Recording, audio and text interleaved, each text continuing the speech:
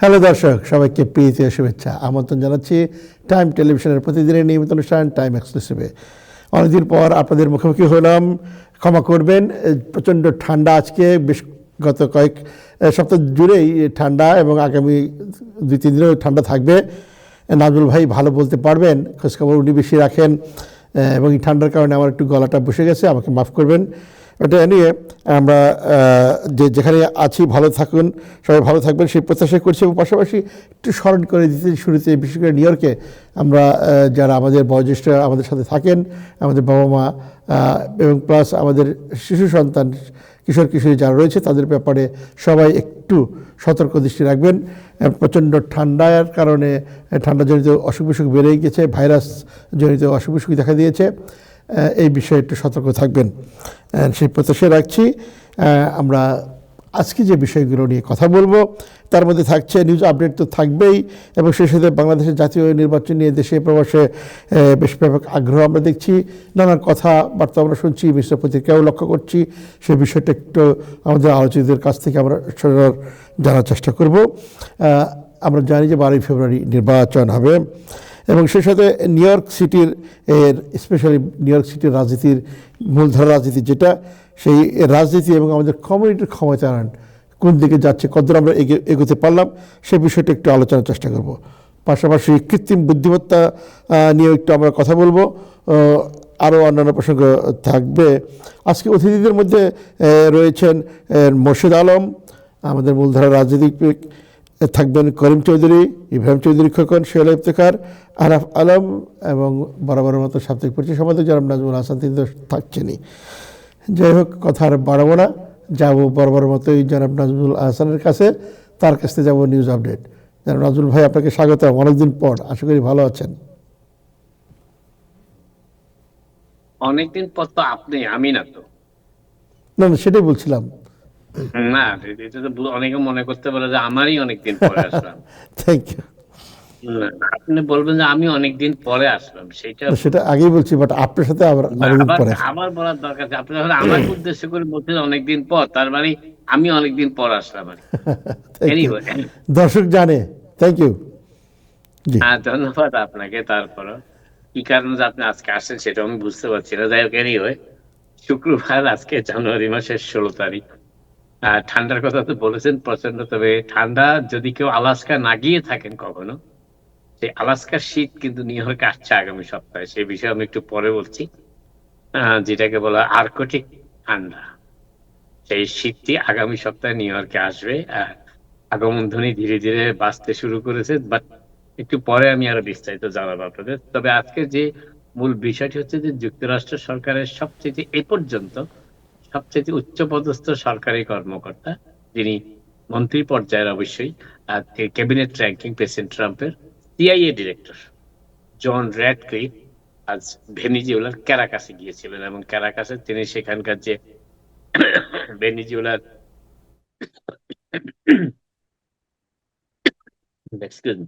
ভেনেজুয়েলার দায়িত্বপ্রাপ্ত ভারপ্রাপ্ত প্রেসিডেন্ট যাই বলেন, তার সাথে কথা বলেছেন, ডেলসি রড্রিগুয়েজের সাথে। এবং প্রায় 2 ঘন্টা ধরে তারা কথা বলেছেন, এবং যুক্তরাষ্ট্র প্রশাসনের পক্ষে বেশ জোরালো কিছু, বেশ কঠোর কিছু বক্তব্য তিনি তার কাছে উপস্থাপন করেছেন। তার মধ্যে একটি হচ্ছে যেটি খুবই গুরুত্বপূর্ণ, সেটা হচ্ছে যে যুক্তরাষ্ট্র চায় না ভেনেজুয়েলার যে সরকারটি এখন সেখানে সেই দেশ পরিচালনা করছে, তারা এমন কারো সাথে সখ্যতা গড়ে তুলুক যারা যুক্তরাষ্ট্রের বিরোধী এবং যুক্তরাষ্ট্র স্বার্থের পরিপন্থী কাজে লিপ্ত। এবং বিশেষ করে ড্রাগ পাচারের চক্রের সাথে ভেনেজুয়েলার বর্তমান যারা প্রশাসনে রয়েছেন কিংবা সরকারে রয়েছেন, তাদের যেন কোনো সংস্পর্শ না থাকে। প্রেসিডেন্ট ট্রাম্পের পক্ষ থেকে, ট্রাম্প অ্যাডমিনিস্ট্রেশনের পক্ষ থেকে অত্যন্ত কড়া ভাষায় ডেলসি রড্রিগুয়েজকে এই বার্তা দিয়ে এসেছেন যুক্তরাষ্ট্রের সিআইএ প্রধান র্যাডক্লিফ। আপনারা অনেকে হয়তো স্মরণে থাকতে পারে যে প্রেসিডেন্ট মাদুরোকে তুলে নিয়ে আসার আগে সেখানে সিআইএ কে সক্রিয় করেছিল যুক্তরাষ্ট্র, এবং সিআইএ এতটাই দ্রুত তাদের কাজটি সম্পন্ন করতে পেরেছে যে পরবর্তীতে যুক্তরাষ্ট্রের অভিযান পরিচালনায় তেমন কোনো সমস্যাই হয়নি। এমনকি মাদুরোকে যখন তুলে আনা হয় মাত্র 54 মিনিটের একটি অপারেশনের মাধ্যমে সেই কাজটি সেরে ফেলে যুক্তরাষ্ট্রের নৌবাহিনী এবং সামরিক বাহিনী, এবং সেখানে শতাধিক ব্যক্তির প্রাণহানি ঘটলেও একজনও যুক্তরাষ্ট্রের সামরিক বাহিনীর সদস্য কিংবা অন্য কোনো পর্যায়ের ব্যক্তিবর্গের কোনো প্রাণহানি হয়নি। একজন সামান্য আহত হয়েছিলেন, তিনি চিকিৎসার পরে সেরে উঠেছেন। যাক, এই হচ্ছে সর্বশেষ, এবং দীর্ঘদিন পর তিনি প্রথম যুক্তরাষ্ট্রের সবচেয়ে উচ্চপদস্থ সরকারি কর্মকর্তা যিনি ক্যারাকাসে গিয়েছেন। ক্যারাকাস হচ্ছে ভেনিজুয়েলার রাজধানী। আরেকটি বিষয় যেটি বলার চেষ্টা করছিলাম সেটি হচ্ছে যে এবং যে আরেকটি কথা যেটি রডক্লিফ সিআইএ প্রধান বলেছেন যে ভেনিজুয়েলা আর কখনোই যুক্তরাষ্ট্রের বিরোধী, যুক্তরাষ্ট্রের শত্রুদের স্বর্গ হিসাবে পরিণত হতে পারবে না। যুক্তরাষ্ট্র কখনোই ভেনিজুয়েলাকে এই সুযোগটি আর দেবে না, সেটিও তিনি সরাসরি বলে এসেছেন। এবং এর পরবর্তীতে ভেনিজুয়েলার দায়িত্বপ্রাপ্ত সরকার প্রধান, প্রেসিডেন্ট ভারপ্রাপ্ত লেসলি রড্রিগেজ যুক্তরাষ্ট্রের সাথে সব ধরনের সহযোগিতা, সকল বিষয়ে সব ধরনের সহযোগিতার আশ্বাস দিয়েছেন। আজকে আপনার আরেকটি বিষয় যেটি গুরুত্বপূর্ণ সেটা হচ্ছে যে প্রেসিডেন্ট ট্রাম্প দায়িত্বভার গ্রহণের প্রায় 1 বছর অতিবাহিত হতে চলেছে আর দিন কয়েক পরেই।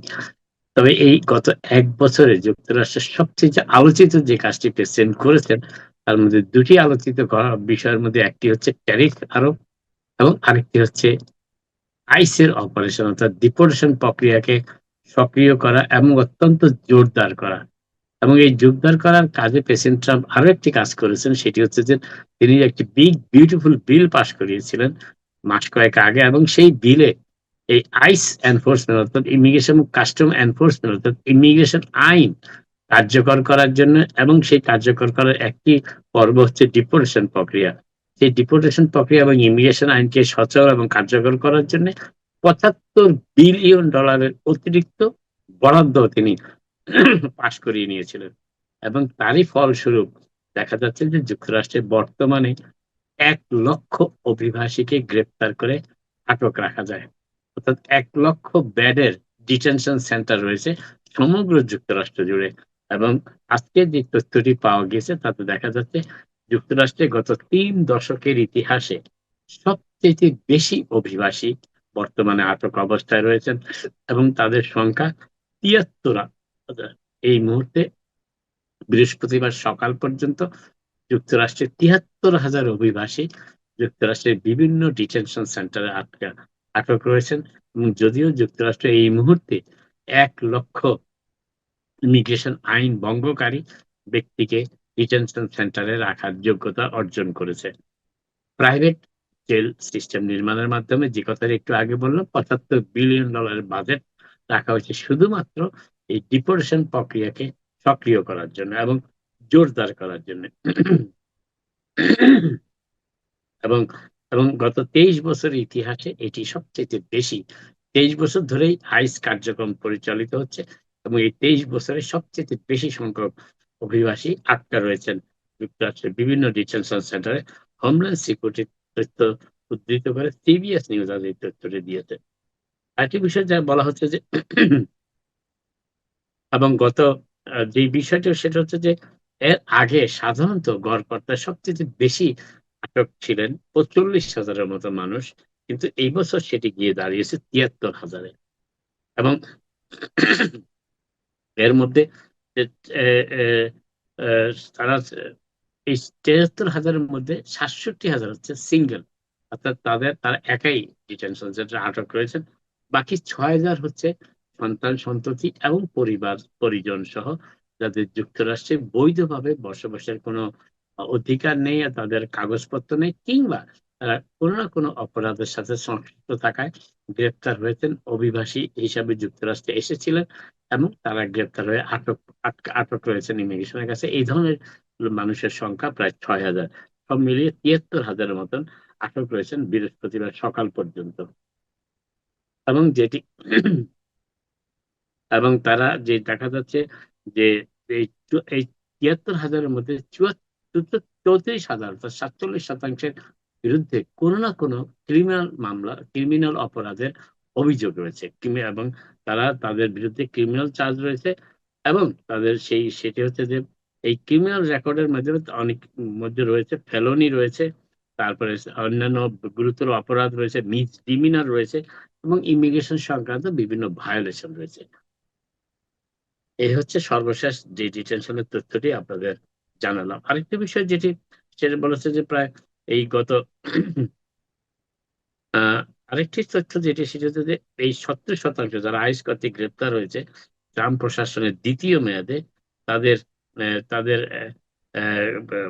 যুক্তরাষ্ট্রে বিভিন্ন সময় কোনো না কোনো ভাবে অপরাধের সাথে সম্পৃক্ততার তথ্য পাওয়া গিয়েছে। 70% যারা আটক রয়েছেন তাদের, এবং এর মধ্যে কিছু আটক রয়েছেন যাদের বিরুদ্ধে তেমন কোনো অভিযোগ নেই, কিন্তু যুক্তরাষ্ট্রের সাধারণ সিভিল অপরাধ, শুধু যুক্তরাষ্ট্রে অবৈধভাবে বসবাস কিংবা ভিসার মেয়াদ উত্তীর্ণ হয়ে যাবার পরও তারা রয়ে গিয়েছেন যুক্তরাষ্ট্রে, এমন লোকের সংখ্যা এমন কিছু রয়েছেন সেই ডিটেনশন সেন্টারে। আপাতত এই হচ্ছে ডিটেনশন সেন্টারের সর্বোচ্চ তথ্য। যুক্তরাষ্ট্রে একটি বিষয়ে কখনো তেমন জোরালো ভাবে যাচাই বাছাই করা হতো না। এই অধিকারটি দেওয়া হয়েছিল যুক্তরাষ্ট্রের নাগরিকদের। সেটা হচ্ছে একই সাথে যুক্তরাষ্ট্রের নাগরিকত্ব এবং অন্য কোনো দেশের নাগরিকত্ব, অর্থাৎ ডুয়াল সিটিজেনশিপ। কিন্তু সেই ডুয়াল সিটিজেনশিপ হয়তো আর বেশি দিন রাখা যাবে না। এই ডুয়াল সিটিজেনশিপ বাতিল করার একটি বিল সিনেটে উত্থাপন করেছেন একজন সদস্য, যিনি নিজেও অভিবাসী হিসেবে 6 বছর বয়সে যুক্তরাষ্ট্রে এসেছিলেন কলম্বিয়ার বোগোটা শহর থেকে। সেই সিনেটর বার্নি মোরেনো, যিনি রিপাবলিকান দলীয় সিনেটর ওহাইও থেকে নির্বাচিত হয়েছেন, তিনি গত ডিসেম্বর মাসের শুরুতে একটি বিল উত্থাপন করেছেন সিনেটে, এবং সেই বিলটি হচ্ছে যে সেই বিলটা হচ্ছে citizens of the United states in exclusive citizen act of 2025। সেই বিলটি উত্থাপন করেছে এবং সেটি এখন সিনেট জুডিশিয়ারি কমিটিতে আলোচনার পর্যায়ে রয়েছে। তবে এই বিলটি পাশ হওয়ার ব্যাপারে এখনো কিছুটা সন্দিহান রয়েছে অনেকেই, কারণ সিনেটরদের অনেকেই এই ব্যাপারে এখনো কোনো প্রকাশ্য মতামত ব্যক্ত করেননি।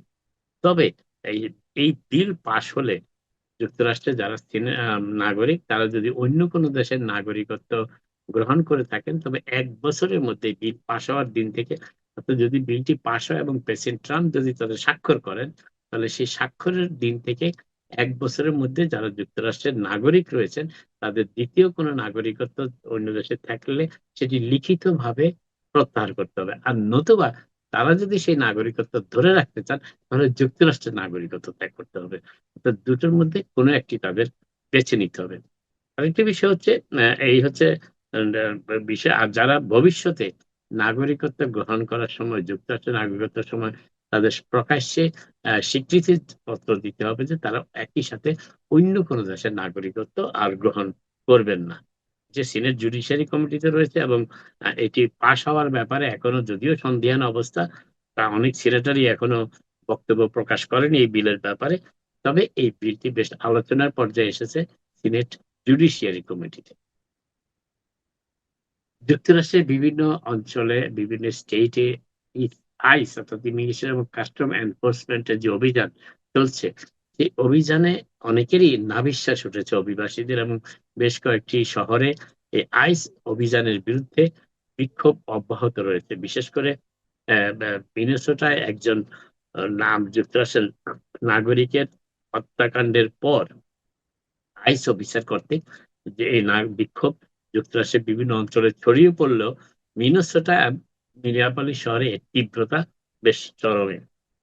কিন্তু তেমনই অবস্থায় একটি জরিপ গ্রহণ করা হয়েছে সমগ্র যুক্তরাষ্ট্রে আইসের অভিযান সম্পর্কে, এবং তাতে বলা হচ্ছে যে জরিপে যে তথ্যটি পাওয়া গিয়েছে সেটি কুইনিক ইউনিভার্সিটির গ্রহণ করা জরিপ, এবং সেই জরিপে দেখা যাচ্ছে যে যুক্তরাষ্ট্রের 53% নাগরিকরা মনে করেন যে আইস যেভাবে অভিযান চালাচ্ছে এটি গ্রহণযোগ্য নয়। 53% যুক্তরাষ্ট্রের নাগরিক তারা এটি মনে করেন আইসের অভিযানকে কোনোভাবেই জাস্টিফাই, এটি গ্রহণযোগ্য বলে নেওয়া যায় না। 36% বলেছে যে এটা জাস্টিফাইড, এটা গ্রহণযোগ্য, এবং 12% কোনো মতামত দেননি। তবে ডেমোক্র্যাটদের মধ্যে 10 জনের মধ্যে 9 জনই বলেছেন, যারা ডেমোক্রেটিক পার্টির সাথে সংশ্লিষ্ট, তাদের 10 জনের মধ্যে 9 জনই বলেছেন যে আইস কর্তৃপক্ষের এই অভিযান কোনোভাবেই গ্রহণযোগ্য নয়। এবং ইন্ডিপেন্ডেন্ট ভোটার যারা রয়েছেন, স্বতন্ত্র ভোটার, স্বাধীন ভোটার, কোনো দলের সাথে তাদের অ্যাফিলিয়েশন নাই, এমন 10 জনের মধ্যে 6 জন বলেছেন যে তারা এই দলের শুটিং, অর্থাৎ মিনেসোটাতে যে যে গুলিবর্ষণের ঘটনা ঘটেছে আইস অফিসারের কর্তৃক, সেটা কোনোভাবেই মেনে নেওয়ার যোগ্য নয়। তবে রিপাবলিকানদের ভিতরে 4 ভাগে 3 ভাগ, অর্থাৎ 3/4 মনে করেন যে আইস যেভাবে অভিযান চালাচ্ছে অবৈধ অভিবাসনের বিরুদ্ধে, সেটি যুক্তিসঙ্গত এবং গ্রহণযোগ্য। তবে একইভাবে সিএনএন একটি জরিপ চালিয়েছে উইনিপেগ ইউনিভার্সিটির পাশাপাশি। সিএনএন জরিপে দেখা যাচ্ছে 56% আমেরিকান ভোটাররা মনে করেন যে ইমিগ্রেশন এবং কাস্টম এনফোর্সমেন্ট যে অভিযান পরিচালনা করছেন সেটি গ্রহণযোগ্য নয়, ইনঅ্যাপ্রোপ্রিয়েট ইউজ অফ পাওয়ার, অর্থাৎ ক্ষমতার শক্তির অপব্যবহার আইস কর্তৃক, সেটি মনে করেন 56% আমেরিকান সিএনএন জরিপে। প্রায় 26% মনে করেন এটি যথাযোগ্য এবং 18% মনে করেন তারা এই ব্যাপারে এমন কোন তথ্য জানেন না যে নিয়ে তারা কোনো মন্তব্য করতে পারেন। 18% আমেরিকান ভোটাররা এখনো আইসের অভিযান সম্পর্কে তেমন কোনো তথ্যই রাখেন না। সেটিও তারা অকপটে স্বীকার করেছেন। তবে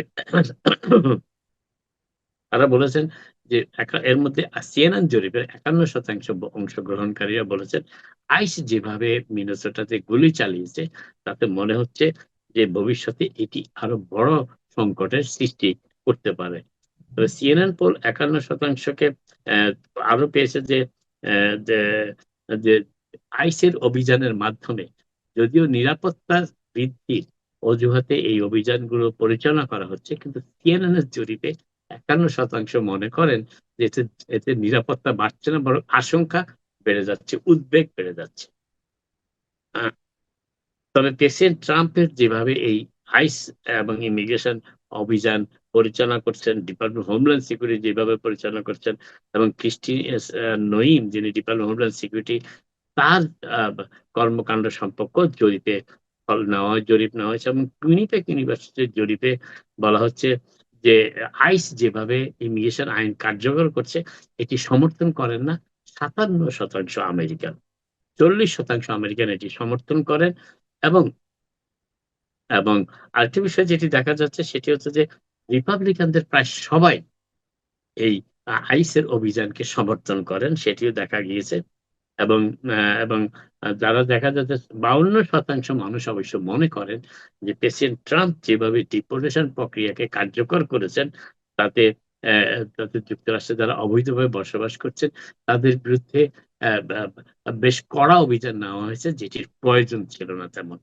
এই মন্তব্য অনেকে, প্রায় 52% মানুষ যারা জরিপে অংশ নিয়েছেন কুইনিপেক ইউনিভার্সিটি।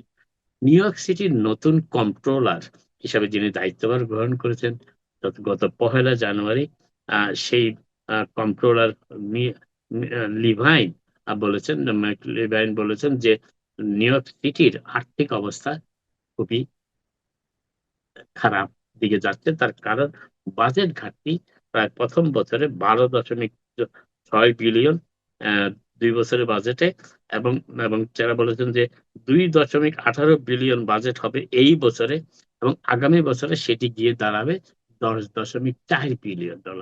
অর্থাৎ মেয়র মামদানির প্রথম 2 বছরে বাজেট ঘাটতি দেখা যাচ্ছে $12.4 বিলিয়ন। এবং কন্ট্রোলার মার্ক লেভিন সতর্কবার্তা উচ্চারণ করে বলেছেন যদি অন্য ক্ষেত্রে কোনো আয়ের কাটছাঁট না করা হয় তাহলে আহ, অনেক কর্মসূচিকেই সংকুচিত করে আনতে হবে। তবে মেয়র যে প্রতিশ্রুতি দিয়েছিলেন, দুটি প্রতিশ্রুতি খুবই গুরুত্বপূর্ণ নির্বাচনের সময় দিয়েছিলেন তিনি। একটি হচ্ছে নিউ ইয়র্ক শহরে বিনামূল্যে বাস সার্ভিস, যার জন্য $800 মিলিয়ন একটি বরাদ্দ ধরে রাখা হয়েছিল, এবং চাইল্ড কেয়ার সুযোগ সুবিধা বৃদ্ধি সমগ্র সিটি জুড়ে। সেটি অবশ্য নিউ ইয়র্কের গভর্নর ক্যাথি হোকুল দায়িত্বভার গ্রহণ করেছেন, সেটি সকল অর্থ যোগান দেওয়ার জন্য আগামী 2 বছরে। কিন্তু ফ্রি বাস দেওয়ার জন্য এবং অন্যান্য মেয়র মামদানির কর্মসূচি বাস্তবায়নের জন্য নিউ ইয়র্ক সিটির ধনাঢ্য ব্যক্তি এবং বড় বড় ব্যবসা প্রতিষ্ঠানের উপর নতুন করে কর আরোপের যে প্রস্তাব মেয়র মামদানি রেখেছেন, এই বছর নির্বাচন অনুষ্ঠিত হবে গভর্নরের, সেই নির্বাচনে অংশ নিচ্ছেন গভর্নর। অর্থাৎ নির্বাচনের দিকে তাকিয়ে হলো তিনি এই নতুন কর বৃদ্ধির কোনো প্রস্তাবে, মেয়র মামদানি কোনো প্রস্তাবে সমর্থন দিচ্ছেন না। তিনি তবে সমর্থন না দেওয়ার অর্থ এই নয় যে নিউ ইয়র্ক শহরে বিনামূল্যে বাস সরবরাহের ব্যাপারটি একেবারে বাদ দেওয়া হচ্ছে। সেটি হয়তোবা আগামী বছরের বাজেটে চিন্তা ভাবনা করা হবে। তেমনই ইঙ্গিত দিয়েছেন। তবে আপাতত এই বছর অন্তত কম্ট্রোলার মার্ক লিভাইন যে মন্তব্য করেছেন তাতে নিউ ইয়র্ক সিটির বাজেটে এই বিনামূল্যে বাস সরবরাহ সার্ভিস ব্যবস্থাটি প্রদান করা সম্ভব হচ্ছে না, সেটি প্রায় নিশ্চিত। আরেকটি বিষয় যেটি বলার চেষ্টা করছিলাম সেটি হচ্ছে যে নিউ ইয়র্ক সিটি আপনারা জানেন মেয়র মামদানি পিনাকল প্রপার্টিস নামে একটি প্রতিষ্ঠান যারা তাদের 93টি বিল্ডিং ভবন, আবাসিক ভবন যেগুলোর বিরুদ্ধে মেয়র মামদানি তার শপথ গ্রহণের প্রথম দিনে অভিযোগ উত্থাপন করেছিলেন যে পিনাকল প্রপার্টিস এর বিরুদ্ধে। এই পিনাকল প্রপার্টিস তাদের 93টি বিল্ডিং ভবন বিক্রি করে দিতে চেয়েছেন, যেখানে 5,000 অ্যাপার্টমেন্ট রয়েছে আরেকটি প্রতিষ্ঠানের কাছে $457 মিলিয়ন। মেয়র মামদানি দায়িত্বভার গ্রহণ করার পর এর বিরুদ্ধে মামলা দায়ের করেছিলেন এবং মেয়র মামদানি প্রশাসনকে সমর্থন করেছেন নিউ ইয়র্কের অ্যাটর্নি জেনারেল লেটিসিয়া জেমস। কিন্তু আজকে গতকাল একজন ফেডারেল বিচারক মেয়র মামদানি সেই অভিযোগ নাকচ করে দিয়েছেন এবং পিনাকল প্রপার্টিজকে তাদের সেই 5,000 অ্যাপার্টমেন্ট সহ 93টি ভবন বিক্রির ব্যাপারে বিক্রি বিষয়টি অনুমোদন করেছেন একজন ফেডারেল জাজ। অর্থাৎ দায়িত্বভার গ্রহণের পর এই প্রথম এই ধাক্কাটি খেলেন মেয়র মামদানি। এবার আসি আবহাওয়ার খবরে। আবহাওয়ার বিষয়টা আমি বলেছি একটু আগে যে আগামী সপ্তাহে বিশেষ করে সোমবারের পর থেকে নিউ ইয়র্ক শহরে এতটাই শীত বৃদ্ধি পাবে যেটি আলাস্কার শীতের মতন মনে হবে অনেকের কাছে। যারা আলাস্কা গিয়েছিলেন কখনো তারা হয়তো বুঝতে পারবেন আলাস্কার শীত কিরকম। নিউ ইয়র্কে যারা যাননি কখনো তারা এবার নিউ ইয়র্কে টের পাবেন আলাস্কার শীত কাকে বলে। আর্কটিক ঠান্ডা আসলে কি জিনিস বলা হচ্ছে তাপমাত্রা হিমাঙ্কের 20 ডিগ্রির নিচে চলে যাবে প্ল্যানেটের, যেটিকে মাইনাস বলা হয়ে থাকে সাধারণত, এবং সবাইকে খুবই সতর্ক থাকার কথা বলা হচ্ছে যে একেবারে প্রয়োজনে ঘর থেকে বের না হওয়ার জন্য এবং ঘরে যাদের হিটিং সিস্টেম গুলো আছে সেগুলো যথাযথভাবে কাজ করছে কিনা সেটি যাচাই বাছাই করে দেখার জন্য, এবং যারা পর্যাপ্ত পরিমাণ কাপড় নিয়ে তারা যেন বের হন এই সতর্কবার্তা দেওয়া হয়েছে। তাপমাত্রা খুবই একেবারে যেটাকে বলো খুবই কঠিন একটি তাপমাত্রা পরিবেশ মধ্যে যেতে হবে নিউ ইয়র্কবাসীকে অন্তত পক্ষে 3 দিন, সোম, মঙ্গল, বুধ এবং বৃহস্পতি 4 দিন এই আর্কটিক ঠান্ডা নিউ ইয়র্ক শহর দিয়ে বয়ে যেতে পারে এমনটি আবহাওয়াবিদরা জানিয়েছেন। আপাতত এখানে শেষ করি, আবার আপনাদের সাথে কথা হবে। আপনারা সবাই ভালো থাকুন। থ্যাংক ইউ রাজুল ভাই। আমি আজকে দুটো জ্যাকেট পরেছি, তারপর আমার কাছে ঠান্ডা লাগছে। এনিয়ে সাথে আছেন, থাকবেন কিছুক্ষণ।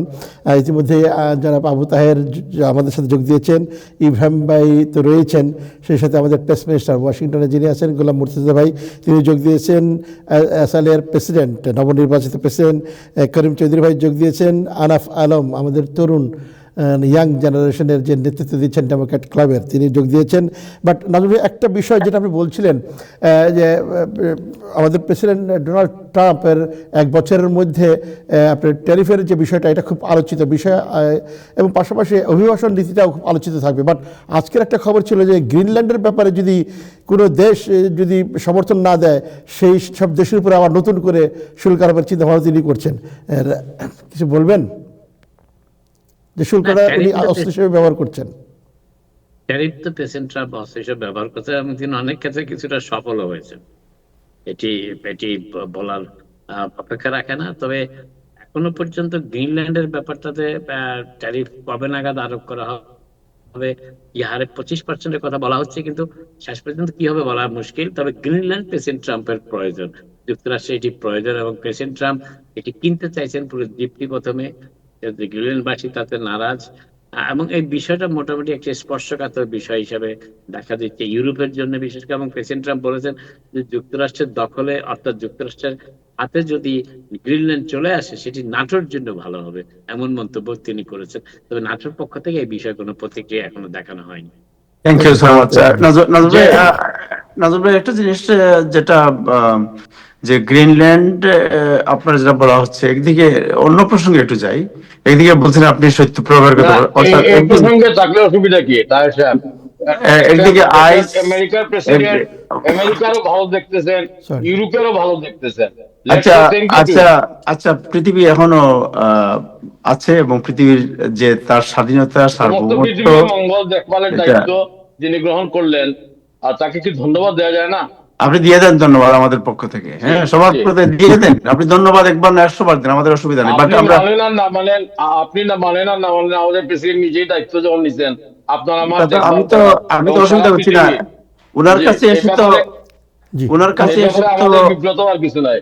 না, বিব্রত হওয়ার কিছু নেই। আমরা তো একটু আমরা মূল আলোচনায় আসি। ওনার জি। ওনার জি। ওনার ওনার পায়ের কাছে এসে নোবেল পুরস্কার দিয়ে চলে যাচ্ছে একজন, নিজের নোবেল পুরস্কার। এর চেয়ে আর কি উনি চান? আর তো কিছু চান না। যে আমরা, আমার মনে হয় যে সাবজেক্টটা ইম্পর্টেন্ট, জি। গোলাম মুর্তজা আমাদের সাথে জয়েন করেছেন, একটু জেনে নিই আমরা। গোলাম মুর্তজা ভাই, আপনাকে জানতে চাই যে ব্যালট, আপনি জানেন যে পোস্ট অফিসে, ইউএস পোস্ট অফিসে ব্যালট, বাংলাদেশি ব্যালটের যে আপনার Postal ballot, পাওয়া জি। গেছে, postal ballot, this is one of the concern of the community, যে এটা কিভাবে হলো। আর 2 নম্বর যে জিনিসটা আপনাকে জানতে হয় সেটা হচ্ছে যে যুক্তরাষ্ট্র ট্রেড কমিশন, যেটা খুব হাইয়েস্ট একটি আপনার কমিটি বা হাইয়েস্ট একটা অথরিটি, যারা আজকে বাংলাদেশে বিএনপি চেয়ারপারসন এবং জামাতের প্রধান ডক্টর শফিক দুজনের সাথে কথা বলেছে, এবং তাদের যে মিটিং, এই মিটিং নিয়ে অনেক বিতর্ক হচ্ছে আপনার। সো আমরা জানতে চাই, what is the inner story of this, এই যে trade commission all of a sudden বিএনপির প্রধান তারেক রহমান এবং জামাতের প্রধান শফিক সাহেবের সাথে মিটিং করলো কেন? প্রথমে জানতে চাই আপনার কাছে আমাদের পোস্টাল ব্যালট নিয়ে এই যে অবস্থা হলো, এটা কেন হলো, এবং এই ব্যাপারে গভর্নমেন্ট কোনো সমাধানে আসছে কিনা? পোস্টাল ব্যালট এই যে অবস্থা হলো বলতে আপনি আসলে ঠিক কি বোঝাচ্ছেন, আর একটু পরিষ্কার করবেন? সেটা হলো যে, সারাদিন আপনি একটু পরিষ্কার বলেন যে রিপোর্টে কি বলা হয়েছে। যে আমরা যতদূর জানতে পেরেছি যে বাহারেনে যে একটা ঘটনা ঘটেছে, একটা বাসায় পোস্টাল ব্যালট পাওয়া গেছে একাধিক, এবং সেটা ভিডিও ভাইরাল হয়েছে। এর পরবর্তীতে নিউ ইয়র্কে একটি পোস্ট অফিসের একটা গার্বেজের জায়গায় পরিত্যক্ত করার জন্যে কিছু পোস্টাল ব্যালট পাওয়া গেছে। কি কারণে, কেন পাওয়া গেছে, কে বা কারা রাখছে, কোন কর্তৃপক্ষের জন্য দেয়, সেটা ডিটেলস আমরা জানতে পারিনি। বাট এরকম একটা খবর আমরা পেয়েছি। সেই ক্ষেত্রে মানে নিউ ইয়র্কের খবরটা postal ballot- নিউ ইয়র্কের খবরটা কবে পেয়েছেন? এটা গতকালকের খবর আমাদের। গতকালকের খবর। জি, আমি আসছি এই আলোচনার জায়গাটাতে। প্রথমে নিউ ইয়র্কের জায়গাটা নিয়ে কথা বলি। জি, নিউ ইয়র্ক থেকে, মানে যুক্তরাষ্ট্র থেকে ভোটার হয়েছেন, প্রবাসীরা ভোটার হয়েছেন 27,000 প্লাস সমগ্র যুক্তরাষ্ট্র থেকে। খুব স্বাভাবিকভাবেই নিউ ইয়র্ক থেকেই এটা বেশি হওয়ার কথা, এবং নিউ ইয়র্ক থেকেই বেশি হয়েছে। পোস্টাল ব্যালট যখন বাংলাদেশ থেকে এটা ডাক বিভাগে, মানে নির্বাচন কমিশন থেকে ছেড়ে দেয়া হয়, অর্থাৎ পাঠানো হয়, এটা যেহেতু ট্র্যাক করা যায়, সুতরাং আমরা এটা প্রতি মুহূর্তে প্রতিনিয়ত এটা ট্র্যাক করছিলাম যে এই পোস্টাল ব্যালটগুলো কোথায়। যখন জানা গেল যে এই পোস্টাল ব্যালটগুলো জেএফকে তে এসেছে, তারপরে গিয়ে ওই সময় গিয়ে আমরা একটা ভিডিও দেখলাম। সেই ভিডিওটিতে কেউ একজন সেই ভিডিওটি করেছেন। ধারণা করি ওই ব্যালট পেপারগুলো যারা স্ক্রুটিনির সঙ্গে সম্পৃক্ত ছিলেন, সেই জায়গাতে হয়তো কোনো বাংলাদেশি ছিলেন, তিনি কাজ করেন, তিনি বুঝেই হোক না বুঝেই হোক তিনি সেটার ভিডিও করেছেন। ভিডিও করে যে সংবাদটি প্রচার করেছেন, তার যে মূল বক্তব্য ছিল, এটা আমাদের নজরে এসেছে। মূল বক্তব্য ছিল যে ঠিকানা এমনভাবে লেখা হয়েছে যে এগুলো ইউএস এর পোস্ট অফিস বা ডাক বিভাগ এটা বিলি করবে না বা বিলি করছে না, এটাকে স্তূপ আকারে রেখে দেওয়া হচ্ছে, এগুলো কোনো কাজে আসবে না। এই সংবাদটি জানার পরে আমরা ইউএসপিএস এর সঙ্গে, আমরা বলতে দূতাবাসের পক্ষ থেকে ইউএসপিএস এর সঙ্গে আমরা তাৎক্ষণিকভাবে যোগাযোগ করি, এবং পরের দিনই, যেদিন এই আলোচনাটা হয় তার 1 দিন বা 2 দিন পরে আমরা ইউএসপিএস এর সঙ্গে একটি মিটিং করি। মিটিং করে তখন আমরা তাদের কাছে জানতে চাই যে এরকম পরিস্থিতি হয়েছে কিনা। এই পরিস্থিতির যেটা বলা হচ্ছে, সেটা যে ঠিকানা লেখা হয়েছে, সেই ঠিকানার উপরে post box oblique zip code, আরেকটা যেন কি অবলিক আছে, এই 3টে অবলিক দিয়ে তারপরে গিয়ে এই জিপ কোডটি লেখা হয়েছে। নর্মালি যুক্তরাষ্ট্রে জিপ কোড যেটা থাকে সেটার আগে আর কোনো কিছু লেখা হয় না, কিন্তু খামের উপরে সেটা লেখা হয়েছে। এটা আমাদের সিস্টেমের কারণে, বাংলাদেশের নির্বাচন কমিশনের সিস্টেমের কারণে হয়েছে। যখন আমরা ইউএসপিএস কে এই বিষয়টি অবহিত করতে গেলাম, তখন গিয়ে দেখলাম যে পুরো বিষয়টি তারা তাদের নজরে আছে, এবং এরকম কোনো কিছু স্তূপ করে রাখা হয়েছে, ফেলে দেওয়ার জন্য রাখা হয়েছে, ডিসপাস করা হবে না, এরকম কোনো ঘটনা নাই। এবং যত পোস্টাল ব্যালট এসেছে তার একটা বড় অংশ ইতিমধ্যেই যারা ভোটার হয়েছেন তারা পেয়ে গেছে। যেমন আমার বাসায় এটা একই রকম ভাবে আপনার আর আমার, যে দুইজনের পাওয়ার কথা, দুইজনের মধ্যে একজন পেয়েছে, একজন এখনো পায়নি, কিন্তু সেটা দেখা যাচ্ছে সেটা হয়তো পেয়ে যাবে। একই রকম ভাবে আমরা নিউ ইয়র্ক, ওয়াশিংটন সহ অন্যান্য জায়গাতে আমরা খোঁজ খবর নিয়ে দেখেছি যে এরকম কোনো ঘটনা ঘটে নাই, পোস্টাল ব্যালট পাচ্ছেন, একে একে একে একে পাচ্ছেন। তারপরেও গিয়ে যদি কেউ না পান, সেটা ঠিকানা ভুল থাকার কারণে হতে পারে। এছাড়া ঠিকানা বা যে কথাটি বলা হয়েছে ভিডিওতে, সেই ঘটনাটির কোনো সত্যতা আমরা খুঁজে পাইনি। এটা গেল একটা দিক। এখানে আরো কোনো প্রশ্ন থাকলে আমি হয়তো সেটাও বলার চেষ্টা করব। এর বাইরে বাহরাইন, কুয়েত, ওমান, এই তিনটি দেশে যে ঘটনাটা ঘটেছে, এখানে আমি একটা কথা বলে রাখি যে এই ঘটনা ঘটার বা সংবাদ মাধ্যমে বা সামাজিক যোগাযোগ মাধ্যমে আসার পরে রাজনৈতিক দলের পক্ষ থেকে, বিশেষ করে বিএনপির পক্ষ থেকে যে প্রতিক্রিয়া ব্যক্ত করা হয়েছে, সামাজিক যোগাযোগ মাধ্যমে অনেকে যে প্রতিক্রিয়া ব্যক্ত করেছেন, আমি সেগুলোকে অস্বাভাবিকভাবে দেখছি না, সেগুলোকে খুব স্বাভাবিকভাবে দেখছি। কারণ সংবাদগুলো যেভাবে এসেছে সেটাই যদি সত্যি হয়, তাহলে নির্বাচন, একটা সুষ্ঠু গ্রহণযোগ্য নির্বাচন হবে, সেটা নিয়ে প্রশ্ন দেখা দিতে পারে। এই কারণে বাংলাদেশ নির্বাচন কমিশন তো অনুসন্ধান করেছেই, খোঁজখবর নিয়েছেই। আমি নিজেও ব্যক্তিগত জায়গার থেকে বাহরাইন, কুয়েত, ওমান এই জায়গাগুলোতে খোঁজ নিয়ে বোঝার চেষ্টা করেছি, জানার চেষ্টা করেছি যে আসলে ঘটনাটা কি ঘটেছে। নির্বাচন কমিশন এবং আমরা যে সংবাদটা জানতে পেরেছি, যে ঘটনাটা জানতে পেরেছি, সেটি হচ্ছে যে এই ওমান, বাহরাইন, কুয়েত, এই সমস্ত দেশে আমাদের যে প্রবাসী কর্মীরা থাকেন, তাদের প্রায় কারোরই আলাদা আলাদা ইন্ডিভিজুয়াল বাসা নাই, ইন্ডিভিজুয়াল ঠিকানা নাই। তারা একটি জায়গাতে থাকেন, কোথাও 100 জন, কোথাও 200 জন, কোথাও 50 জন, একটি জায়গাতে থাকেন। ওই সমস্ত অধিকাংশ দেশে বাড়ি বাড়ির ঠিকানা দেখে গিয়ে পোস্টাল ব্যালট বা চিঠি বিলি করা হয় না। পোস্ট বক্সে চিঠি, মূলত পোস্ট বক্সে চিঠি ফেলা হয়, পোস্ট বক্সের ঠিকানা দিতে হয়। তো আমাদের প্রবাসী কর্মীরা যে 100 জন এক জায়গায় থাকেন বা 200 জন এক জায়গায় থাকেন, তারা অধিকাংশ ক্ষেত্রে দেখা যায় যে একটি পোস্ট বক্সের ঠিকানা ব্যবহার করেন। চিঠি গ্রাম থেকে যাওয়া, দেশ থেকে যাওয়া, এরকম করে একটি ঠিকানা ব্যবহার করেন অনেকে মিলে, অর্থাৎ একটি জায়গাতে যারা থাকেন। এই পোস্টাল ব্যালটের ক্ষেত্রেও ঠিক এই ঘটনাটি ঘটেছে। এই ঘটনাটি প্রতিক্রিয়া তৈরি হয়েছে তখনই যখন একবারে এরকম 100 ব্যালট এক জায়গায় এসেছে বা 50টা এসেছে, সেই সময় যার যারটা তার তার দেখে নিয়ে গোপনীয়তার সঙ্গে এই ভোটটা দেয়া দরকার ছিল, কিন্তু সেটা না করে ওই দল বেঁধে এক জায়গায় হয়ে সেটা খুলে ভোট দেয়া হচ্ছে, এরকম করে ভিডিও ছড়িয়ে দেওয়ার কারণে এই বিভ্রান্তিটা তৈরি হয়েছে। ইতিমধ্যেই ওমান, কুয়েত এবং বাহরাইন, এই সমস্ত জায়গার আমাদের দূতাবাসের মাধ্যমে পোস্ট অফিসের সঙ্গে যোগাযোগ হয়েছে, এবং তারা প্রায় সবগুলো, যতগুলো বিলি করেছিল প্রায় সবগুলো পোস্টাল ব্যালট আবার সংগ্রহ করেছে। এবং এখন কঠিন হয়ে গেছে, বিষয়টি অনেক কঠিন হয়ে গেছে। এখন যারা পোস্টাল ব্যালট, তাদেরকেই হাতে দেয়া হবে যাদের বৈধ কোনো একটা ডকুমেন্ট থাকবে, অর্থাৎ আইডি জাতীয় কিছু একটা থাকবে। কোনো কোনো ক্ষেত্রে তাদেরকে পোস্ট অফিসে গিয়ে নিয়ে আসতে হবে।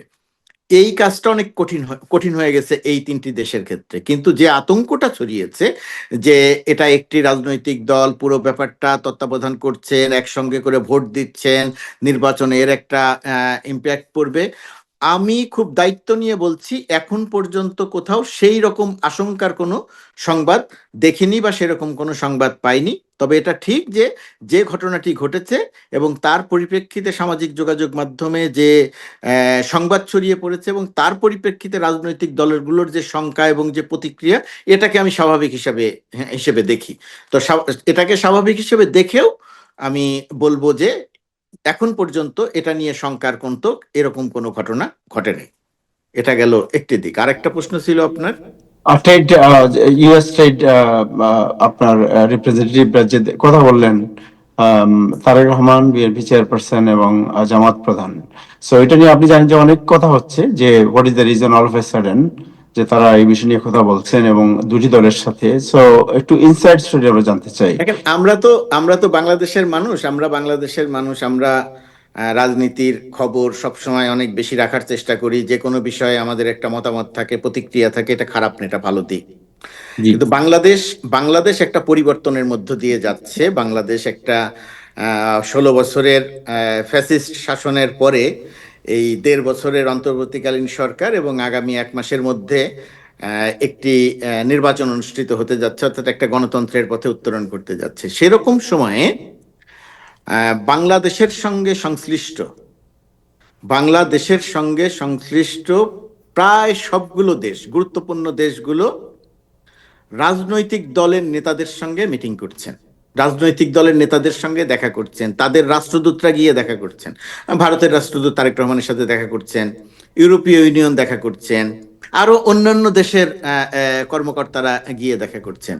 এই দেখা করার কেউ কেউ জামাতের সঙ্গে দেখা করছেন। এই দেখা করার উদ্দেশ্য এটা নয় যে আগামী নির্বাচন, সেই নির্বাচনে এই রাজনৈতিক দলকে বিজয়ী হয়ে ক্ষমতায় আসবে, তার সঙ্গে যোগাযোগ করা যে তুমি আমার স্বার্থ দেখো, বিষয়টা সেটা নয়। যেহেতু দীর্ঘদিনের স্বৈরশাসন, তারেক রহমান নিজে দীর্ঘদিন দেশের বাইরে ছিলেন।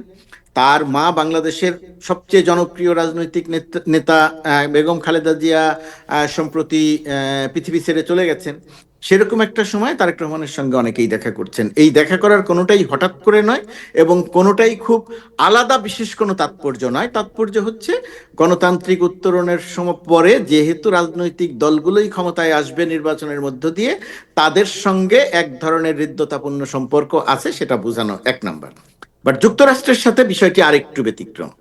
যুক্তরাষ্ট্রের সঙ্গে ব্যতিক্রম হচ্ছে এই জায়গাটাতে, যিনি তারেক রহমানের সঙ্গে কথা বলেছেন এবং যিনি জামাতের সঙ্গে কথা বলেছেন, সেই ব্যক্তিটি হচ্ছেন যুক্তরাষ্ট্রের একজন মন্ত্রী পদমর্যাদার, বর্তমান ট্রাম্প প্রশাসনের অত্যন্ত গুরুত্বপূর্ণ একজন মানুষ।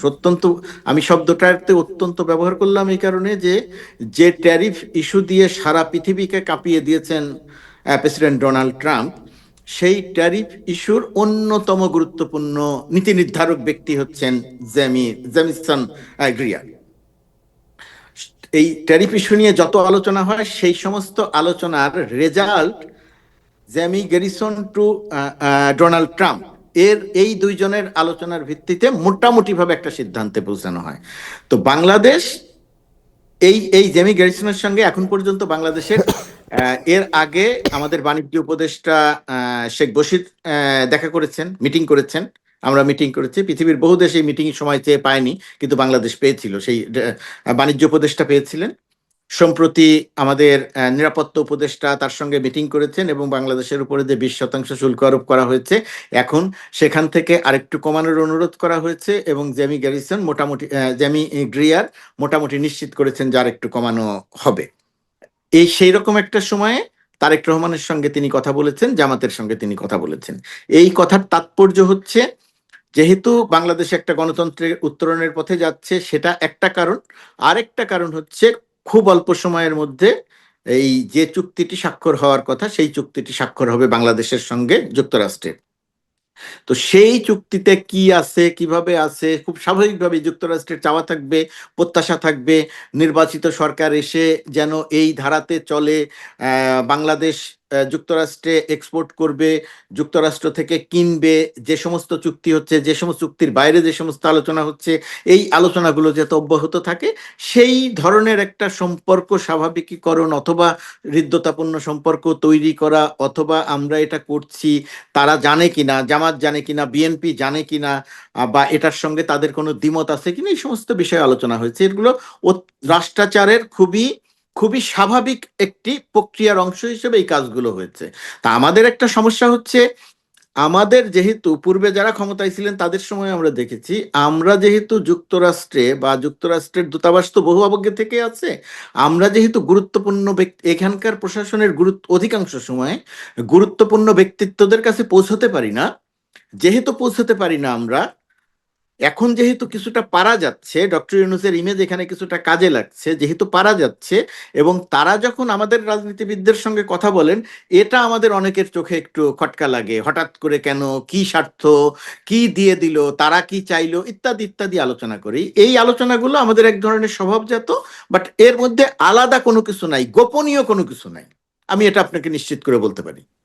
Thank you so much, thank you আপনি ক্লিয়ার করার জন্য জিনিসটা। আসলে অনেকেরই আগ্রহ ছিল, কৌতূহল ছিল যে অল অফ এ সাডেন কেন এত হাই পর্যায়ের একজন লোক বাংলাদেশের প্রধান দুটি দলের সাথে কথা বললেন, এবং এই নিয়ে যে আপনার কৌতূহলটা খুবই ভালো, জানা ভালো, এবং আপনি যে ব্যাখ্যা দিয়েছেন আমার মনে হয় যে জিনিসটা ক্লিয়ার হয়ে গিয়েছে। থ্যাংক ইউ সো মাচ আপনাকে সময় দেওয়ার জন্য, জনাব গোলাম মুর্তজা। দর্শক, আমরা তো সালাউদ্দিন সাহেব আছেন, আজকে ইব্রাহিম চৌধুরী কুমার সাহেবকে কালো চশমা কয়েকদিন বলছিলাম না দেওয়ার জন্য, আবার দিয়ে আসছেন। সো রাত্রের মধ্যে কালো চশমা কেন উনি পড়েন তা আমার জানা নেই, বাট করিম চৌধুরী সাহেব আপনাকে অনেক ধন্যবাদ, কংগ্রেচুলেশন এগেইন। মুর্তজা ভাই, করিম চৌধুরী সাহেব উনি হচ্ছে এসালের নবনির্বাচিত প্রেসিডেন্ট, এবং বাংলাদেশি কমিউনিটির কে যারা এম্পাওয়ার করার ক্ষেত্রে, পুরো সাউথ এশিয়ান কমিউনিটিকে এম্পাওয়ার করার ক্ষেত্রে যে কোটি সংগঠন খুব ভালো কাজ করে, এর মধ্যে এসাল আমাদের বাংলাদেশি কমিউনিটি নেতৃত্বে এই সংগঠনটি বিল্ড আপ হয়েছে আসলে বেসিক্যালি। সো করিম চৌধুরী, এটা তো খুবই ভালো খবর এবং অভিনন্দন। নিশ্চয়ই আপনার সঙ্গে আমাদের দেখা হবে, কথা হবে, আলোচনা হবে। জি। সো করিম চৌধুরী, আপনাকে এবং আমাদের আহনাফ আলম, যে নতুন জেনারেশনের Bangladesh new American Democratic club, যেটা অতি পুরনো একটি সংগঠন, যারা বাংলাদেশি কমিউনিটিকে আপনার মূলধারার সাথে সম্পৃক্ত করার কাজে দীর্ঘদিন থেকে কাজ করছে। জনাব মুর্শেদ আলমের নেতৃত্বে এই সংগঠনটি বিল্ড আপ হয়েছিল। জনাব মুর্শেদ আলম আজকে আছেন কিনা আমি জানি না, বাট আমি জানতে চাই যে আপনারা গত কয়েকদিন আগে, গত পরশুদিন এবং এর আগে আপনাদের সংগঠনের মাধ্যমে বাংলাদেশি আমেরিকান মেরি জুবাইদাকে আপনারা এন্ডোর্স করেছেন। আজকে প্রথমেই জানতে চাই আপনারা এন্ডোর্স করার মানে আপনাদের এন্ডোর্সমেন্ট এর ব্যাকগ্রাউন্ড এবং এন্ডোর্সমেন্ট করার কারণ, এবং এই এন্ডোর্সমেন্টকে দিয়ে আপনাদের প্রবাসী যারা আছে ভোটার, তাদের কাছে আপনাদের এপিল কি? আমি যাই প্রথমে করিম চৌধুরী আপনার কাছে যাচ্ছি প্রথম। ধন্যবাদ তায়ের ভাই এবং মুর্তজা ভাইকে অনেক ধন্যবাদ। অনেকদিন পরে দেখা হয়েছে, হয়তো ফেস টু ফেস, আরেকবার দেখা হয়েছিল ম্যানহাটনে। তো যাই হোক, আমাদের আজকে যারা প্যানেলিস্ট আছেন সবাইকে অনেক অনেক ধন্যবাদ। খুব খারাপ আবহাওয়া আসছে, এই সংবাদটা আপনারা জানছেন। আমরা আমাদের কমিউনিটিকে সতর্ক করা দরকার আপনাদের মিডিয়ার মধ্য দিয়ে, যেন সবাই সতর্ক অবস্থানে থাকে এবং প্রস্তুত থাকে যে কোনো ধরনের বিপর্যয়ের জন্য। বিদ্যুৎ বিপর্যয় একটা বড় জিনিস করতে পারে এই ঠান্ডায়, যাতে আমরা প্রস্তুত থাকি। সেই জিনিসটা আপনারা বারবার একটু আমাদের কমিউনিটিকে মানে জানিয়ে দেবেন। আমি না নিউ ইয়র্ক ইস্ট কোস্টের আপনার ওয়াশিংটন উত্তরই থাকবে আরো কিছুদিন। ওয়াশিংটন যেহেতু আইস অপারেশন চলছে, ওখানে আইসের তেমন প্রভাব, ওই সময়টাতে 20 তারিখ একদিনের জন্য আমার নিউ ইয়র্কে থাকতে হবে, আসতে হবে ঠিক এই ওয়েদারের মধ্যে। ঠিক আছে, nobody can control. ইনশাআল্লাহ। তো আমি আপনার প্রশ্নের জবাবে চলে যাই। প্রথম অবস্থায় আপনারা দেখেছেন যে আইসের অত্যাচার, অবিচার, আমাদের ইব্রাহিম চৌধুরী ভাই হয়তো এটা একটু অন্য দৃষ্টিতে নেবেন, যদিও ওনার প্রেসিডেন্টকে খুব ভাবে প্রচার করছেন। আমরা একটু স্মরণ করাই যেতে চাই আর কি, আমাদের প্রেসিডেন্টের বর্তমান যে জনসমর্থন সেটা 37 ভাগের নিচে, অনেকে বলে যে 29 ভাগও চলে আসছে। যাই হোক, আমি নিন্দুকদের কথা বলবো না। তবে জাতির ক্ষেত্রে যে সমস্ত জিনিস ওয়াশিংটনে ঘটছে খুবই হার্ড, সেখানে ক্যাপিটল হিলে যে সমস্ত ঘটনা ঘটছে, তাতে করে মনে হয় একটা মেসেজ যাচ্ছে। আমেরিকানরা যেভাবে রাষ্ট্র পরিচালনার জন্য মাগা রিপাবলিকানকে দায়িত্ব দিয়েছিল, সে থেকে মনে হয় তাদের সমর্থনটা সরিয়ে নিচ্ছে, ইনক্লুডিং রিপাবলিকান। তো বিপর্যয় সম্ভবত শুধুমাত্র আবহাওয়ায় আসছে না, ওয়াশিংটন ডিসিতে রাজনৈতিক বিপর্যয়ও আমরা দেখছি, এবং সেই বিপর্যয়টা আমেরিকার পক্ষেই, আমেরিকানদের পক্ষেই। আশা করি সেটা আমাদের জাতির জন্য এবং আমাদের পররাষ্ট্রনীতির জন্য ভালো হবে। সেই জাতীয় বিপর্যয় is a good fight. Let's go to the Mary Jobaida's function. আপনি জানেন যে আসাল 2008 সালে গঠনের পিছনে যে মিশন স্টেটমেন্ট, সেটা ছিল empowering South Asian, engaging our South Asian community with the mainstream American politics. কারণ আমরা এখানে আসছি, এখানে স্থায়ীভাবে বসবাস করার জন্য আমাদের বেশিরভাগ লোক, এবং সেই ক্ষেত্রে এখানকার শিক্ষা, সংস্কৃতি এবং মেইনলি রাজনীতির সাথে যদি আমরা সম্পৃক্ত না হই, ক্ষমতায়নের দিকে না যাই, তাহলে আমরা ঠিক এখানকার যে সুযোগ সুবিধাগুলো আছে সেগুলো আইডেন্টিফাই যেমন করতে পারবো না, এবং সেগুলো নিতেও পারবো না সেই সুযোগ সুবিধাগুলো। যার ফলে টু আমরা এডুকেট করার চেষ্টা করি, এঙ্গেজ করার চেষ্টা করি আমাদের কমিউনিটিকে মেইন স্ট্রিম আমেরিকান পলিটিক্সের সাথে, এবং এখানকার যে পলিসি এবং অপরচুনিটি যে সমস্ত লেজিসলেটিভ ইস্যুগুলো আছে সেই ক্ষেত্রে আমরা লেজিসলেটিভ সলিউশনের জন্য আমরা কাজ করি। আমাদের বিশেষ করে সাউথ এশিয়ান যে কমিউনিটি আমেরিকায় থাকে বা সারা বিশ্বেই, তাদের একটা বড় লক্ষণ হলো ছেলে মেয়ে হলেই শুধু রাজনীতিবিদ অ্যাভয়েড করবে, তারা রাজনীতিকে অ্যাভয়েড করবে। সকাল থেকেই আমরা বলে থাকি এগুলোর দিকে তোমার মাথা ঘামানোর দরকার নাই, go to school, gate A degree, gate A job, most likely doctor, engineers, attorney, উকিল, এগুলো আমরা করতে চাই, প্রফেশনাল জবে। That's what is good, we support this thing. কিন্তু যেই জিনিসটা আমরা এখন বোঝানোর চেষ্টা করছি 2008 সাল থেকে, সেটা হলো doctor, engineer, professional scientist, all things are good, why not you engage yourself in decision making, be a part of the decision making, have a seat, take a chair at the table instead of be on the menu. So সেই ক্ষেত্রে আপনার আমাদের ভাগ্য যাতে আমরাই ভবিষ্যতে নির্ধারণ করতে পারি, সেই জন্যই আমরা দীর্ঘদিন ধরে কাজ করে যাচ্ছি। এবং তারই একটা অংশ হিসাবে আপনি দেখবেন যে জর্জিয়াতে বর্তমানে আমাদের 2 জন সিনেটর আছে এবং 3 জন অ্যাকচুয়ালি, আরেকজন অ্যাসেম্বলিম্যান আছে, যেটা আমরা অ্যাসেম্বলিম্যান বলি, সেখানে বলে যে স্টেট রিপ্রেজেন্টেটিভ আজহার আলী। আপনি জানেন যে পাকিস্তানি, মানে আমেরিকান বর্ন পাকিস্তানি বংশোদ্ভূত একটা ফ্যামিলির, সে ওখানকার সদস্য। আমাদের সর্বমোট সেখানে 5 জন স্টেট লেজিসলেটরস আছে আসালের লাইফ মেম্বার সেখানে, এবং আরো অনেকগুলো আসতেছে। আপনারা জানেন যে জর্জিয়া 7 থেকে একজন কংগ্রেশনাল ডেলিগেট আমাদের আসতেছে খুব তাড়াতাড়ি আশা করি, এবং সেখানে আমরা কাজ করছি। মিশিগানে ঠিক এমনই, আমরা খুব আসাল খুবই শক্তিশালী এবং সেখানে কাজ করছে। পেনসিলভেনিয়া, নিউ জার্সি, মেরিল্যান্ড, এসব অঞ্চলে আমাদের অত্যন্ত শক্তিশালী সংগঠন।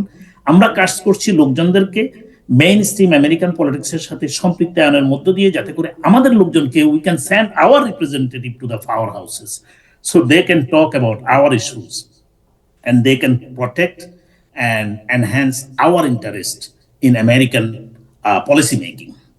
So মেরি জোবাইদাকে এখানে যে আমরা বলছি, মেরি জোবাইদা নতুন কিছু না পলিটিক্সে, আসার পর থেকেই আমরা দেখছি মেরি জোবাইদা তার কমিউনিটি সার্ভিসের দিকে যে ভূমিকা রাখছেন, পলিটিক্সে ইনভলভ হওয়ার আগে থেকেই একজন শিক্ষক হিসেবে এবং একজন কমিউনিটি অর্গানাইজার হিসেবে তিনি তার এক্সটোরিয়াতে, যে এটাকে বলে assembly district 36 in new York, সেই এলাকাতে যেখান থেকে জোহরান মামদানি আপনার ইলেক্টেড হয়েছিল 5 বছরের জন্য, এবং সে তো চলে গেল 1 বছর আগে, যে স্পেশাল ইলেকশনের অপরচুনিটি আসছে, সেখানে মেরি জোবাইদা সাউথ এশিয়ান একমাত্র ক্যান্ডিডেট যেখানে সাউথ এশিয়ান প্রচুর ভোট আছে, enough vote two pass, enough vote to overcome the any kind of voting hassle, election hassle.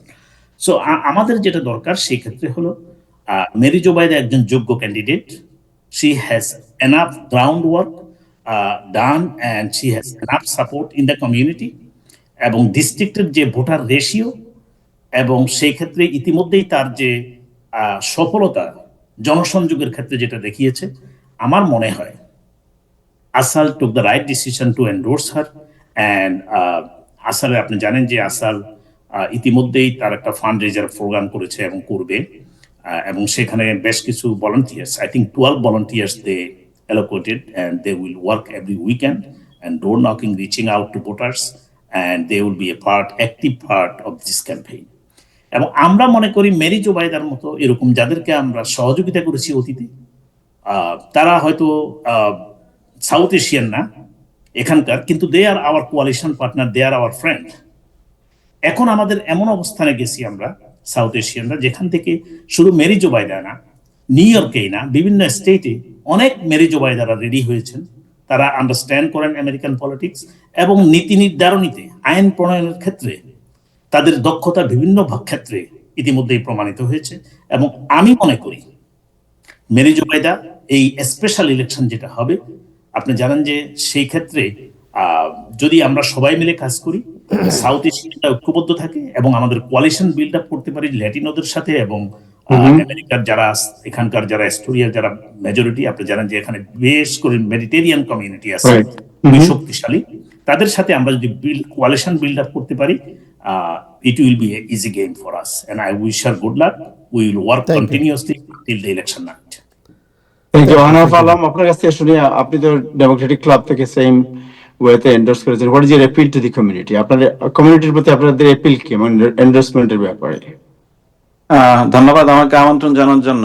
আসলে নিউ আমেরিকান ডেমোক্রেটিক ক্লাব অনেকে জেনে থাকবেন যে এটি একটি পুরানো সংগঠন। আহ, আমরা যদিও নিউ আমেরিকান আসলে মিনিংটা আমরা অনেকে জানি না। নিউ আমেরিকান বলতে এটা আমরা ইমিগ্রেন্ট কমিউনিটিকে মিন করছি, it's not just only south Asian. তো যারা নতুন বিভিন্ন দেশ থেকে এখানে আসে এবং আপনার এখানকার মূল ধারাতে অংশগ্রহণ করতে চায়, আমাদের প্ল্যাটফর্মই তাদের জন্য ওপেন। আর আমরা আসলে নিউ আমেরিকান ডেমোক্রেটিক ক্লাব, আমরা কিন্তু যেহেতু পার্টির অথরাইজড একটি ক্লাব, যখন এটা প্রতিষ্ঠা হয়েছে এটা কিন্তু পার্টি কর্তৃক অনুমোদিত। আমরা বেশিরভাগ সময়ই আপনার কাউন্টি কিংবা পার্টির ডিসিশনের পক্ষেই থাকি, কিন্তু এবার আমরা একটু ব্যতিক্রম ডিসিশন নিয়েছি যে আমরা মেরি জোবায়দার পক্ষে আমাদের সমর্থন ব্যক্ত করি। সেই জন্য আমরা দেখেছি যে উনি যোগ্য, উনি দীর্ঘদিন ধরে এই রাজনৈতিক প্রসেসের সাথে উনি যুক্ত আছেন, উনি কমিউনিটির ইস্যুস গুলি উনি বুঝেন। তারপরে উনি এর আগেও কিন্তু নির্বাচনে অবতীর্ণ হয়েছিলেন এবং আমি যতটুকু মনে পড়ে যে উনি অলমোস্ট 35 আপ উনি ভোট ওখানে নিতে উনি সমর্থ হয়েছিলেন। সবকিছু মিলিয়ে আমরা এবার পার্টি এবং অন্যান্য ইয়ের থেকে বের হয়ে আসে আমরা ওনাকে সমর্থন করেছি।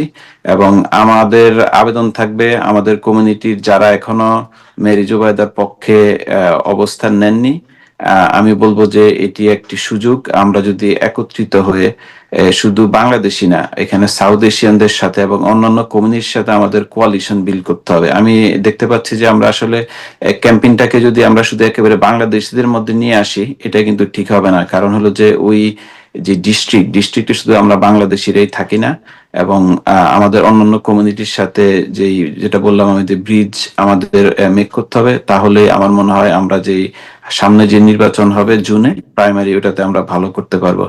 আর আমরা ডেমোক্রেটিক ক্লাব আমাদের পক্ষ থেকে আমরা চেষ্টা করব যে একটি ভলান্টিয়ার টিম মেরি জুবাইদের পক্ষে ওই ডিস্ট্রিক্টে কাজ করার জন্য, এবং ফান্ডরাইজিং হতে শুরু করে ওনার জয়ী হওয়ার জন্য যতটুকু টুলস আছে রাজনীতিতে, আমরা সবগুলি প্রয়োগ করার অভিপ্রায় ব্যক্ত করছি এবং আমরা ওনার জন্য কাজ করব। Thank you. আপনার কাছে যাচ্ছি একটু যে আপনি জানেন New York city politics and Bangladeshi community, আপনি জানেন যে it's being long time Morshed Alam, Karim Chowdhury, ওনারা ফাইট করে যাচ্ছে। মোর্শেদ আলম, তারপরে আপনার আমাদের এসালের emeritus president mister Mahmud Mezbauddin, ওনারা ফাইট করে যাচ্ছেন দীর্ঘদিন থেকে। বাট যখন অধিকারের প্রশ্ন আসে তখন আমরা দেখি অনেকটা আমরা আইসোলেটেড হয়ে যাই। What is the reason? অনেক ধন্যবাদ। আমি মনে করি যে কিছু মানুষ মাহফুজ মিসবাউদ্দিন বা যাদের নাম বললেন, করিম চৌধুরী সাহেব, আমাদের নতুন প্রজন্মের আনাপ, তারা সত্যিকারের ভালোবাসা নিয়ে কমিউনিটিকে এগিয়ে নিতে চান, কিন্তু এই সারাটা যেভাবে কমিউনিটির মধ্যে আসা উচিত ছিল, আমি মনে করি আমরা সেভাবে তাদের পিছনে বা তাদের পাশে আমরা দাঁড়াই নাই। আমরা দেখেন আমাদের 40 বছরের অর্জন কি, এই কয়েকজন মানুষের প্রয়াস ছাড়া আমাদের বড় অর্জনের কথা তো বলতে পারি না। এই না বলার কারণটা কি? আমরা একজন আরেকজনের পিছনে, আমি যখন দেখি যে আবু তাহের এগিয়ে যাচ্ছেন, আমি যখন দেখি মেরি জুবাইদা নির্বাচনে সে প্রার্থী হতে পারছে ওখানে, কিন্তু তাকে আমরা আগাইয়া দেব, এই ব্যাপারে আমরা কি সবাই একমত হয়ে আমাদের সমস্ত প্রবাসীরা, আমাদের যারা ফার্স্ট ইমিগ্রেন্ট বলে আমরা দাবি করি, আমরা যে কমিউনিটি বলে দাবি করি, আমরা কি তাকে একাত্র সমর্থন দিচ্ছি? আমরা দিচ্ছি না। আমরা কেউ কেউ মুখে মুখে সমর্থন দিচ্ছি, কিন্তু এটা যে আমার সমস্ত বাংলাদেশের নাম এখানে জড়িত, আমার সমস্ত বাংলাদেশি কমিউনিটির নাম জড়িত, এই সবাইকে যেভাবে ঝাঁপাইয়া পড়া উচিত সেভাবে আমরা কোনো কাজেই ঝাঁপাইয়া পড়ি নাই। আজকে এই আমরা মামদানি ইলেকশনের সবশেষে আমরা দেখলাম যে এটা বাংলাদেশিদের ব্যাপক নামটা উচ্চারিত হলো। আজকে প্রতিদিন আমি দেখি খুলে যে কাকে নেওয়া হলো, এখানে কি বাংলাদেশি কেউ গেছে? যায় নাই। এখানে আপনি দেখেন এই এথনিক মিডিয়া, নিউ ইয়র্কের গত 30 বছরের 40 বছরের এথনিক মিডিয়া তিলে তিলে যে কয়েকজন গড়ে তুলছেন, আমাদের মিডিয়ার লোকজন ছিলেন। এই আমি যখন গত 5-7 বছর থেকে এখানে যাই, গিয়া শুনি আবু তাহেরের নাম। এই এথনিক মিডিয়াতে কে হচ্ছে, কিভাবে পরিচালিত হবে, এই ব্যাপারে তো কোনো সিটির কোনো বার্গেনিং এ আমাদের বাংলাদেশি লোকজন নাই, আমাদের মিডিয়ার লোকজন নাই। আমি আরো উপরন্তু খবর পেলাম আমাদের মিডিয়ার লোকজন কারো কারোর সাথে যখন যোগাযোগ হয়, বড় একটা কৌশলী ডোনেশন, বড় একটা কোনো মানে তিন মানে ফাঁকে একটা যোগাযোগ সৃষ্টি করে ওখানে গিয়া, মানে আমি একা, আমি সবকিছু করেছি এই কমিউনিটি, আমি মানুষ আর কেউ না। এই যে কমিউনিটি সামগ্রিক ভাবে একটা ঐক্যবদ্ধ প্রয়াস। এখন আমাদের চৌধুরী সাহেব যদি এসালের মিসবাহ সাহেব গিয়া বলে বলে এই কমিটিতে আর কেউ না, আমি মিসবাহ ছাড়া, আমি আলাপ ছাড়া, তাহলে তো আপনাকে কমিটি হিসেবে গুনবেন, আপনার কোনো সামগ্রিক শক্তি নাই। ওই যাদের সাথে ওরা কথা বলে ওরাই আমাদের সাথে বলছে যে এই কি লোক, তোমাদের এত সম্মানিত মানুষ আমাদের সাথে মিটিং করলো, মিটিং করে বলে যে এই কমিটিতে আর কেউ নাই, আমি সব করছি গত 40 বছর। আরে বাবা তুমি করছো, কি করছো ভাই? আপনি দেখেন ওই সমস্ত লোকগুলো মিটিং এ থাকলে, কোন সভায় গেলে আমি এই করেছি, আমি সেই করেছি, তুমি যে করলে, আমরা কোনো শব্দ নাই। আমাদের সামগ্রিক ব্যর্থতাটা কি? এই ব্যর্থতাটাকে কাটানোর জন্য আজকে যে আমাদের উপর বাংলাদেশি কমিউনিটির উপর একটা এই যে ডোনাল্ড ট্রাম্পের প্রশাসনের পক্ষ থেকে যে অপবাদ আসলো বা যে তথ্য আসলো, যে অপতথ্য আসলো, এখানে অনেক ব্লেম আসছে। এই ব্লেমকে মোকাবেলা করার জন্য আমাদের এই যে আসালের লিডারদের মতো এই সমস্ত লোক দরকার, যারা আমরা যদি ঐক্যবদ্ধভাবে আমাদের কংগ্রেসম্যান, আমাদের সিনেটরদের বলতে পারি যে আমাদের যে ভালোভাবে ব্লেম দেওয়া হচ্ছে এটা ঠিক না। প্রত্যেকটা শুনেন খুনের আসামিও আমরা জানি আমরা কিছু দুষ করছি, কিন্তু আমাদেরও ডিফেন্ড করার অনেক বক্তব্য আছে। এই বক্তব্যগুলো আমরা কিভাবে দিতে পারি? আমাদের লোককে যদি আমরা সামগ্রিকভাবে আগে নেই, এবং আমরা আবু তাহের সাহেব আপনারা আগে এটাকে নিয়ে আমরা এক জায়গায় দিলাম, আপনি ওখানে বসে বললেন যে এই যে আমার সাথে লোকজন আসছে এরা তো কেউ না, এগুলা সব আমি আবু তাহের করছি। তো আপনার কথা শুনবো নি, এরা তো পাগল না, এরা জানে যে কার পিছনে লোকজন আছে। এত হতাশার কিছু জি, নেই ভাই, আমার মনে হয় সেই এরা পরিবর্তন, সেই সংস্কার। হতাশ কি মানে আমি হতাশ না, আমি ক্ষুব্ধ বলে, আমি ক্ষুব্ধ মানে এই সমস্ত লোকেরা ইউ আর রাইট, বাট আমার যেটা মনে হয়, আমি যদি একটু শেয়ার করি, তার পরিবর্তনটাই যেটার যে অ্যাসাল আজকে কিন্তু মেরি জুবাইদাকে এন্ডোর্স করছে, এই নিউ আমেরিকান ডেমোক্রেট ক্লাব, যেটা আরাফ আলম বললেন, আমরা কিন্তু আমাদের সিদ্ধান্ত আমরা নিয়েছি, তা আমরা পরিবর্তন দেখতে চাই। আমাকে শেষ করতে হবে, আমার 10টা একটা লয়েড রেভলিউশন অনুষ্ঠান আছে। জি, দেখছি, আর বাকি প্রজন্ম কোথায় আমাদের হবে, সবাই আসবে আশা করি। পরিবর্তনটা একবারই তো হবে না। পয়সায় লেখাপড়া করে ইউনিভার্সিটিতে পাস করে আমি ডাক্তার বানাইলাম, আমি ট্যাক্সি চালাইয়া মানুষ করলাম। আরে ভাই আমার পাশে একটা দাঁড়িয়ে বললো যে আমার বাচ্চা তোমরা চেষ্টা করছো, এখন আমাদের পাশে আসো, আমরা তোমাদের ওখানে নিয়ে যাই। আমাদের এই যে বাট পরিবর্তন শুরু হয়েছে ইনশাআল্লাহ। মেরি জুবাইদার জয়ের মধ্য দিয়ে আমরা সেটাই আমরা দেখতে পাবো। আমাদের কমিউনিটি আরো এগিয়ে আসবে এবং এই সংস্কারটা সব মহল থেকে যেটা আমরা পাচ্ছি, আগে তো এসাল এইভাবে, তো এর আগের নির্বাচনে তো আমরা অনেকের সমর্থন পাই নাই, এবার নির্বাচনের সব মহল থেকে আমরা যেটা বিশ্বাস করতে চাই, মেরি জুবাইদার সমর্থন আমরা পেয়েছি, আমরা সবাই এগিয়ে আসছি এবং আরেকটু যদি এগিয়ে আসতে পারি আমার মনে হয় জয় নিশ্চিত। শেষ করতে হবে, আমাদের 10টা একটা প্রোগ্রাম আছে, যদি কারো কোনো কথা না থাকে বা কিছু বলবেন। 3 মিনিট এখনো বাকি, আমাকে কেমনে থামাইয়া দেওয়া যায় এই কাজ আপনি দক্ষতার সাথে আপনাকে তো ডেইলি প্রতিদিনই কথা বলার সুযোগ দেওয়া হয়, আমরা দিচ্ছি, আপনি বলবেন। আরাম ভাই 30 সেকেন্ড। অনেক ধন্যবাদ আপনাকে, অনেক ধন্যবাদ। আরাম ভাই। জি, আমি বলবো আমাদের যারা ভোটার আছে অবশ্যই প্রাইমারিগুলিতে ভোট দিতে যাবে, এবং আমি অত্যন্ত গর্বিত আসলে ডেমোক্রেটিক ক্লাবের ফাউন্ডার উনি আমার চাচা মোর্শেদ আলম, এবং এসালেরও যিনি ফাউন্ডার জনাব মেজবা, উনিও কিন্তু আমার আত্মীয়, উনি আমার আঙ্কেল হয়। সো এই হিসাবে আমি গর্বিত। সমাজের দুটি বড় সংগঠন মেরি জুবাইদার জন্য কাজ করছে, এবং আমি আশা করি উনি ভালো ফল নিয়ে আসবে, এবং আমাদের আরেকটু ঐক্যবদ্ধ হইতে হবে, যেটা আমাদের ইব্রাহিম চৌধুরী ভাই বললেন, তাহলে আমাদের ভালো করা সম্ভব। থ্যাংক ইউ করিম চৌধুরী ভাই, আপনাকে কনগ্রাচুলেশন প্রথমে, বাট 30 সেকেন্ডস। Thank you. না, কথা তো অনেক কিছুই হয়েছে, এবং with due respect to Ibrahim Chowdhury ভাই, আসলে আমাদের ক্ষেত্রে অনৈক্যটা এত বেশি কাজ করে, এবং বিভিন্ন ক্ষেত্রে আমরা শব্দটা ব্যবহার না করে আমি ব্যবহার করা, এই ক্ষেত্রে আমার মনে হয় আমাদের সবাইকে একটু সচেতন থাকা দরকার। কারণ আমরা যাদের সাথে কাজ করছি অনেক সময় তারা আমাদের প্রতিপক্ষ, তারা যদি বুঝতে পারে যে we are not united, they will take the advantage of our situation. So instead, in order to create pressure on them and demand what we deserve, we need to show our unity. Mary Jubaidaর ক্ষেত্রে, ইলেকশনের ক্ষেত্রে lip service will not work. Election is a real hard work and we must deliver our promise. তো সেই ক্ষেত্রে আমি মনে করি ফিল্ডে থাকতে হবে আমাদেরকে, এবং আসালের ভলান্টিয়াররা ফিল্ডে আছে, ফিল্ডে থাকবে এবং কন্টিনিউয়াসলি করে যাবে। সেই ক্ষেত্রে আসাল ন্যাশনালও সেই ক্ষেত্রে পার্টিসিপেট করবে। যেমন আমিও অন্তত 2টা উইকেন্ড ওদেরকে দিয়েছি, যে আমি নিজেও থাকবো, মেজবাউদ্দিনও দিয়েছে, এবং আমাদের Queens team is working there. এবং আশা করি এই ক্ষেত্রে যদি আমাদের কমিউনিটি যেভাবে ঐক্যবদ্ধ আছে, সেই ঐক্যবদ্ধের মধ্য দিয়ে যদি আমরা কাজ করি, সবাইকে মিলে কথা না বলে কাজ করি, আশা করি মেরি জুবাইদাকে এবার ইনশাল্লাহ। আমরা সফল করে আনতে পারবো। ইনশাল্লাহ, থ্যাংক ইউ ইব্রাহিম ভাই। আপনার কথাগুলো কালকে শুনবো ইনশাল্লাহ, যদি বেঁচে থাকি। তো শেষ করব একদম সময়ের শেষের দিকে। শেষ করার আগে আজকে যারা অংশ নিয়েছেন, আলোচনা অংশ নিয়েছেন, বিশেষ করে প্রেস মিনিস্টার গোলাম মুর্তজা, ইব্রাহিম চৌধুরী, আনাফ আলম, করিম চৌধুরী, সবাইকেই অনেক অনেক ধন্যবাদ। সবাই ভালো থাকবেন এবং স্পেশাল থ্যাঙ্কস আমাদের দর্শক যারা তখন কষ্ট করে দেখলেন এবং পরবর্তীতে যারা দেখবেন তাদের সবার প্রতি রইল অনেক অনেক শ্রদ্ধা, কৃতজ্ঞতা, ভালোবাসা। সবাই ভালো থাকুন, টাইম টেলিভিশনের সাথেই থাকুন। আজ এ পর্যন্তই, আল্লাহ হাফেজ।